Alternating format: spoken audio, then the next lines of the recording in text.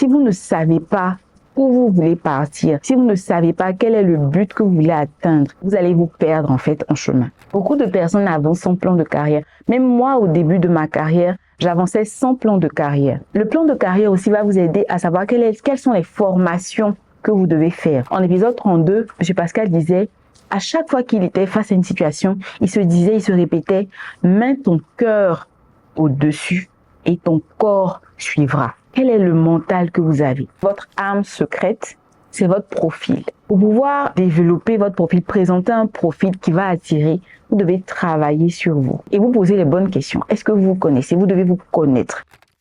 Bonjour chers abonnés, je commence cet épisode particulier en vous disant merci. Un très grand merci.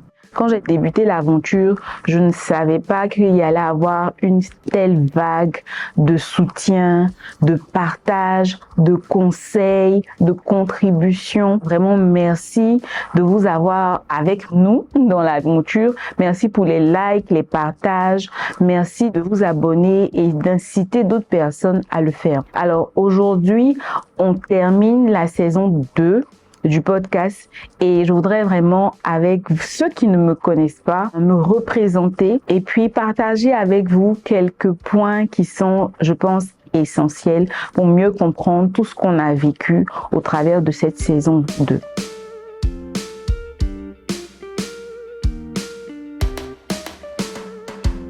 Je suis Laure Ngueta, ingénieure des mines de formation de l'école ESMG, École supérieure de mines et de géologie, de l'Institut national polytechnique Houphouët-Boigny de Yamoussoukro. J'ai fait 5 ans et j'ai obtenu mon diplôme d'ingénieur. Après, je suis rentrée dans le domaine des mines directement. C'est vrai que j'ai fait quelques stages et tout, mais j'ai parcouru toutes les différentes phases en fait du domaine. La recherche avec une entreprise de géophysique, j'ai fait aussi un stage avec de la géochimie, j'ai fait l'exploration avec Sama Nickel en Côte d'Ivoire pour le projet de Samapleu et en Guinée à Lola pour le projet de graphite. J'ai travaillé en usine de production d'or au niveau aussi de la production, au niveau de l'exploitation même à proprement parler avec une entreprise australienne appelée AMS au Sénégal, et je suis revenue en Côte d'Ivoire pour me charger de formation, etc. et tout. Donc j'ai vraiment parcouru toutes ces étapes-là et c'est au cours de tout ce voyage, on va dire, que je me suis dit qu'il était important de partager sur le domaine minier. Et ça m'amène à vous raconter comment tout a commencé. En 2012, alors que j'étais sur un site, particulièrement le site de Sama Nickel, le site d'exploration, j'ai des amis, Prince Don et Philippe Zéo, qui vont me parler du blogging. En fait, je ne connaissais pas, donc je découvre le domaine du blogging avec eux. En entrant dans ce domaine, je rencontre plusieurs personnes passionnées, en l'occurrence Edith Brou, Stéphane Kouakou. Et les échanges avec Stéphane Kouakou vont me faire comprendre qu'en réalité, le blogging nous permet juste de partager sur un sujet bien précis. Et pour moi, c'était devenu clair après l'échange que j'avais eu avec lui qu'il fallait que je parle de voyage, de rencontres. Donc voilà où tout va commencer. Donc je crée mon blog Les Découvertes d'Anne Laurie en son temps, quelques années après, qui va devenir Ivoran Travelers pour parler de voyage et de rencontres. Dans le même temps, je tente une reconversion professionnelle. Mais je n'étais pas bien préparée, je n'avais pas vraiment bien préparé le projet et donc ce projet-là va échouer. 2014, je vais mettre au monde mon fils, mon garçon, Ethan. Et après cela, bien entendu, je continuais toujours de bloguer. Mais en 2015, comme j'ai dit, la reconversion n'ayant pas été bien préparée, je n'avais vraiment pas réussi cette reconversion. Donc je me suis dit, avec les conseils aussi de la famille, des proches, je vais retourner dans le domaine des mines puisque c'est mon domaine de prédilection. Donc je retourne dans les mines en 2015 et je commence à vivre une expérience fabuleuse avec de belles rencontres. Donc je vais rencontrer des amis qui sont aujourd'hui mes frères et mes sœurs, des mentors, des amis. En tout cas, je vais rencontrer énormément de personnes. 2020, on a le Covid, le lockdown. Je suis au Sénégal à ce moment-là et je suis la seule femme expatriée de l'équipe et on va faire, je pense, 4 ou 5 mois enfermée là-bas. Et pendant ce temps, mon fils était ici à Abidjan avec ma sœur.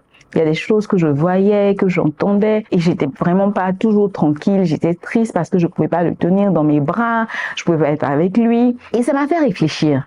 Et je me suis dit, en fait, il faut que je trouve le moyen, d'ici 5 ans, on était, comme je dis, en 2020, pour pouvoir être dans un rôle où je suis en même temps proche de ma famille et en même temps je fais ce qui me passionne et je demeure toujours dans le domaine des mines. Donc on retourne en Côte d'Ivoire fin 2020, on va dire aux environs de juin-juillet 2020. On repart sur le site du Sénégal et j'ai une opportunité qui me fait revenir en Côte d'Ivoire définitivement.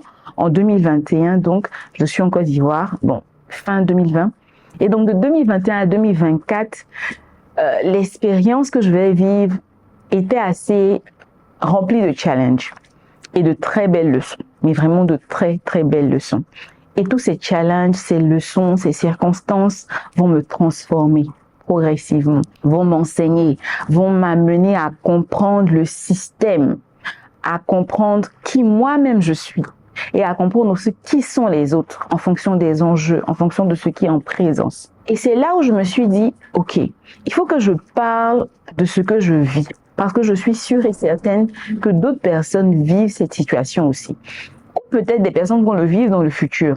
En parlant de ça, ça pourrait aider les personnes à être réconfortées.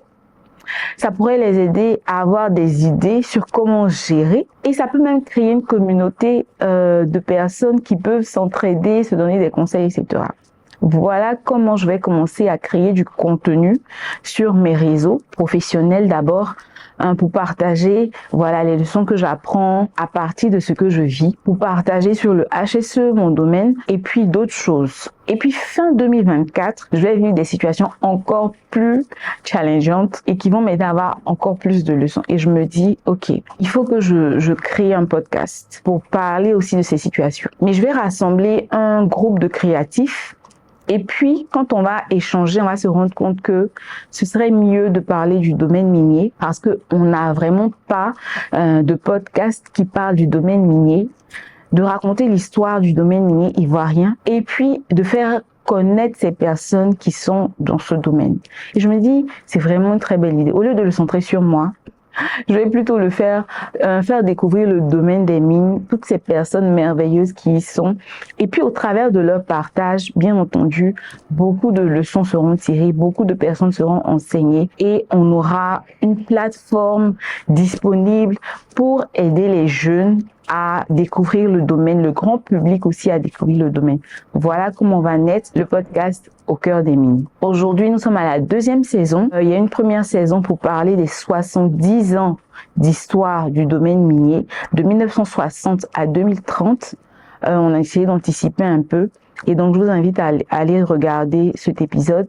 Et la saison 2, c'est vraiment pour aider toutes les personnes qui veulent entrer dans le domaine, les aider à démarrer, pour leur apprendre comment faire leur premier pas sur la base de ce qui a été expliqué, sur la base des témoignages qui ont été partagés. Donc, 12 épisodes, dont celui-là, pour vous dire qu'il est possible d'intégrer le domaine des mines, il est possible d'avoir du travail dans le domaine des mines, mais bien entendu, il faut se préparer. Donc, pour cela, je vais vous faire un petit résumé de tout ce qu'on a vu ensemble au cours de cette 2e saison et partager avec vous 5 éléments clés ou 5 actions principales que vous devez faire pour avoir un bon démarrage dans le domaine des mines. Après, ce que je vais vous expliquer peut s'appliquer à d'autres domaines, mais là, moi, je me concentre sur le domaine des mines. Le premier élément, c'est votre boussole. Votre boussole n'est rien d'autre que votre vision. La vision est primordiale, elle est cruciale. Si vous ne savez pas où vous voulez partir, si vous ne savez pas quel est le but que vous voulez atteindre, si vous ne savez pas là où vous arrivez, vous allez vous perdre en fait en chemin. Vous allez vous laisser balloter par tout type de vent. Donc, il est important que vous ayez une vision claire. À l'épisode 33, on a reçu Ben et Ben nous disait qu'il avait une vision claire de ce qu'il voulait faire, de là où il voulait partir. En épisode 37 aussi, on a eu Madame Boni Oula qui nous a dit qu'elle savait dès le lycée qu'elle devait être dans le domaine des mines. Donc, il faut avoir une vision. Qu'est-ce que vous voulez faire? Où est-ce que vous voulez partir? Quel est le métier, voilà, que vous voulez exercer? Qu'est-ce que vous voulez? Vous voulez rentrer dans le domaine des mines? C'est bien, mais c'est pas ça le but final. Quel est le but final? Qu'est-ce que vous voulez faire? Qu'est-ce que vous voulez atteindre? Comme Somi Ben le disait, c'est vrai, tu peux rentrer au début, maîtriser, mais après, il faut chercher à atteindre un autre niveau. Quelle est votre vision? Cette boussole-là va vous aider dès le départ. Deuxième élément clé, très important, votre feuille de route. Une fois que vous savez là où vous voulez partir, vous savez par exemple, vous êtes à Yopougon, vous voulez partir à Cocody, ou bien vous êtes à Cocody, vous voulez partir à Yamoussoukro, vous savez là où vous voulez partir, il vous faut une feuille de route. Quel chemin je vais emprunter? Comment est-ce que j'avance? Qui est votre plan de carrière? Le plan de carrière aussi, il est primordial. Beaucoup de personnes avancent sans plan de carrière. Même moi, au début de ma carrière, j'avançais sans plan de carrière. Vraiment. J'avançais parce que je me disais, OK, il faut que j'entre dans ce domaine de HSE pour inspirer les autres, etc. Mais je n'avais pas une vision très claire de là où est-ce que je devais aller. Avec le temps, avec l'aide des aînés et tout, j'ai commencé à m'asseoir et à mieux intégrer ce qu'il fallait faire. Donc, votre plan de carrière est important. Si vous n'avez pas de plan de carrière, comme je disais tout à l'heure, ça sera assez compliqué. Votre plan de carrière, c'est quoi? En épisode 32, on a reçu Étienne Pascal qui disait, quand il a commencé en tant que superviseur, mais il savait que après 5 ans, après 10 ans, après 15 ans, voilà les points où il voulait, les bornes, voilà, qu'il avait posées pour avancer dans sa carrière. Le plan de carrière aussi va vous aider à savoir quelles sont les formations que vous devez faire. Je prends un exemple, si vous voulez être métallurgiste ou HSE, quelles sont les formations que vous devez faire? Quels sont les certificats que vous devez avoir? Et ça, c'est très facile. Il faut aller voir les profils sur LinkedIn ou d'autres réseaux pour voir cette personne. Il y a une aînée qui me disait une fois, le réseau social LinkedIn, c'est un réseau où on peut faire de l'affairage gratuitement. C'est autorisé, c'est permis. Tu peux aller sur le profil de quelqu'un, voir quel niveau il a, quelles sont les formations qu'il a suivies, et tu peux même lui écrire pour demander des conseils. Donc, c'est important de partir, rencontrer des personnes, et à LinkedIn, mais aussi rencontrer d'autres personnes, mais il faut écrire. Vous voyez, la vision, lorsqu'elle est écrite, la feuille de route, lorsqu'elle est écrite, elle reste, elle est gravée et assurément, vous allez atteindre votre vision. Donc, il faut écrire. Voilà ce que je veux faire comme métier. Voilà les formations possibles. Voilà ce que tel aîné m'a dit. Voilà ce que tel profil a fait. Et ça va vous aider. Après 5 ans, voilà là où je veux être. Après 10 ans, etc., etc. Il faut écrire votre feuille de route. Après la feuille de route, le troisième élément clé qui est aussi primordial, je l'ai nommé le cas du salut. Bon, ça peut être le cas de la victoire, mais cette clé-là, en tout cas, elle est importante. Et c'est rien d'autre que votre mindset. Comment est-ce que vous pensez? Comment est-ce que vous préparez votre mental? Parce que c'est vrai, il y a tout ça, mais vous n'êtes pas le seul à vouloir entrer. Et quand vous allez entrer, vous ne serez pas le seul à vouloir avancer. Mais vous n'êtes pas en concurrence avec quelqu'un. Vous êtes en concurrence avec vous-même, votre propre vie, votre propre progression. Donc, vous devez commencer déjà à préparer votre mental, votre mindset. Comment est-ce que je dois me disposer, me préparer pour atteindre l'objectif que je me suis fixé? En épisode 32, M. Pascal disait, à chaque fois qu'il était face à une situation, il se répétait, mets ton cœur au-dessus et ton corps suivra. Quel est le mental que vous avez? Ben disait, il fallait avoir la tête froide. Il fallait savoir ce qu'on veut atteindre. Et il faut persévérer. Et Oula disait qu'elle était une femme, elle considérait en fait qu'elle n'avait pas de limite. Parce qu'elle s'appuyait sur celui qui nous aide à tout faire, Dieu. Elle n'avait pas de limite. Et parce qu'elle pense que celui qui peut tout la soutient, elle fonçait. Et elle apprenait beaucoup. Donc, votre mentalité, votre manière de penser est primordiale. Il y a aussi Winnie qui nous expliquait qu'il n'y a pas d'échec, il n'y a pas de regret, il n'y a pas d'erreur. Parce qu'en fait, toutes ces situations-là nous aident à nous forger, à nous transformer, à nous rendre meilleurs. Donc, il faut bâtir votre mental. Vous avez peut-être un patron qui est compliqué, qui est bizarre, qui est ceci, cela, mais ayez par exemple ce mental de winning qui dit que tout cela va contribuer à vous travailler, à travailler votre caractère, à vous préparer pour les différentes étapes que vous-même vous êtes fixées. Quatrième élément qui est très très important, c'est l'environnement. Vous devez vous rendre visible. Il faut que les gens vous voient. Il faut que les gens vous connaissent. Il faut que les gens aient votre nom dans l'esprit. De sorte à ce que un jour, quand il y a une opportunité, ils pensent à vous. Et comment ça va se passer? D'abord, il faut, bon, bien entendu, être présent sur les réseaux sociaux, mais ça ne veut pas dire forcément de toujours publier. C'est pas ça forcément. Faites présent pour voir ce qui se fait, ce qui se dit, etc. Il faut être présent aussi aux événements. On a tellement d'événements dans le domaine minier. On a l'événement Abidjan Mining Drinks de XNM, de Stan. On a le Meetup Baby de Pixie Support. On a les Olympiades du GPMCI. On a le CIREX. Et il y a les événements organisés par le ministère de tutelle. Il y a énormément d'événements. Il faut en être informé. C'est pour ça qu'il faut être sur les réseaux. Et puis, si possible, il faut y participer, il faut être présent, il faut être près des gens, il faut être disponible pour aider. Vous devez aussi être, si possible, dans une association, militer dans une association, être au service de quelqu'un, être là pour aider à la réalisation de la vision de quelqu'un. Et il faut vous approcher des personnes pour prendre les conseils. C'est pour ça que je dis, il faut être visible. Il faut avoir un environnement là où vous avez des mentors qui vous conseillent, qui vous orientent, qui vous guident, qui vous aident. Vous avez des amis qui développent aussi la même vision, la même mentalité que vous.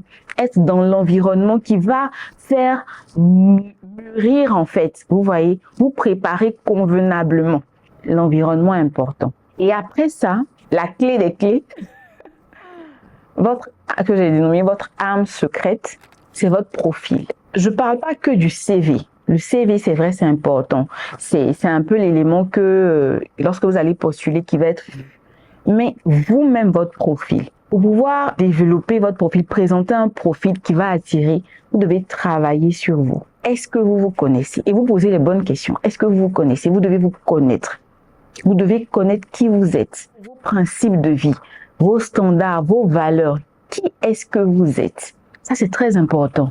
Vous devez savoir qui vous êtes. Il y a Monsieur Stan Zizé qui disait que quand on veut aller dans un environnement, il faut apprendre à le connaître d'avance. Il faut connaître l'environnement où vous partez et en fonction de ça, savoir comment est-ce que vous devez vous préparer vous-même. Pour pouvoir peaufiner aussi votre profil, il est important, c'est vrai, je dirais peut-être de faire des stages, mais si vous n'avez pas eu la possibilité de faire des stages, c'est là où je dis que être présent dans une association peut vous aider. Parce que même ces éléments-là peuvent constituer en fait des éléments clés sur votre CV. Donc, j'espère que ces 5 éléments qui ont été cités vont vous aider à pouvoir mieux vous préparer avant de démarrer dans le domaine des mines. Et si vous y êtes déjà, vous pouvez encore utiliser ces 5 étapes, ces 5 éléments clés-là pour pouvoir affiner déjà dès le départ ce que vous voulez atteindre, là où vous voulez arriver. Ça va vraiment vous aider. Maintenant qu'on a cité ces 5 éléments, je voudrais encore vous dire merci. Je vais vous dire merci parce que grâce à vous, Au cœur des mines est passé, comme on dit, de zéro à héros. On est aujourd'hui, à la fin de cette 2e saison, à plus d'1 million de vues sur tous nos réseaux. On est à plus de 10 000 abonnés combinés. Plus de 500 commentaires ont été déposés sous les différentes vidéos, les différents contenus. Il y a eu plus de 300 partages et ça, c'est énorme et ça, c'est grâce à chacun de vous. Et je voudrais vraiment vous dire merci. Merci du fond du cœur. Aussi, je voudrais vous inviter, si vous êtes une entreprise, si vous êtes un champion national du domaine minier et vous souhaitez être mis en lumière, vous souhaitez mettre votre entreprise en lumière, vous souhaitez parler de vos activités, nous avons une offre commerciale avec une tarification qui va vraiment vous aider, qui est très compétitive et que vous pouvez demander en écrivant au mail au cœur des mines @gmail.com ou écrire en DM sur tous nos réseaux, voilà, et on vous répondra. Une personne dédiée vous répondra. Voilà, on a fini. Merci. La saison 2 se termine ainsi. Préparez-vous parce qu'on revient pour la saison 3. Il y aura de belles surprises. D'ici là, continuez de vous abonner, de liker et de partager les différents épisodes qui vous ont marqué, qui peuvent parler à quelqu'un. Et je vous dis à bientôt, très très bientôt. D'ici là, happy day, happy mining. Merci beaucoup.